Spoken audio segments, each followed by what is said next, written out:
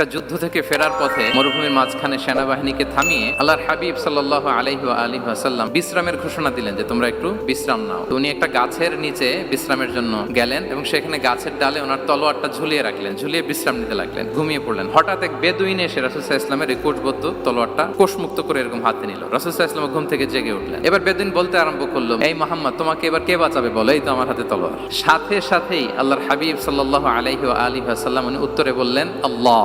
কোনো চিন্তা ভাবনা নাই যে ওরে আঘাত করা যায় কিনা পাল্টা, বা কোনোভাবে ওর কনফিডেন্স ডাউন করা যায় কিনা, কোনো দিকে না তাকিয়ে কি বললেন? আল্লাহ। সব সময় তিনি আল্লাহ কেন্দ্রিক ছিলেন। গায়রে সাউরে যখন আল্লাহ রাসূল সাল্লাল্লাহু আলাইহি ওয়াসাল্লাম এবং আবু বকর রাদিয়াল্লাহু তাআলা আনহু ওনারা আশ্রয় নিয়েছিলেন রাত্রিবেলায়, কুরাইশরা যখন খুঁজতেছিল, আবু বকর রাদিয়াল্লাহু তাআলা আনহু বলেন যে কুরাইশদের পা দেখা যাচ্ছে, ওরা যে হেঁটে যাচ্ছে, একটু উকি মারলে আমাদেরকে দেখা যায়। রাসূল সাল্লাল্লাহু আলাইহি ওয়াসাল্লাম আবু বকর রাদিয়াল্লাহু তাআলা আনহুকে বলেন যে আবু বকর, চিন্তা করো না, লা তাহজান ইন্নাল্লাহা মা'ানা। আবু বকর, চিন্তা করো না, আল্লাহ আমাদের সাথে আছেন। সুবহানাল্লাহ।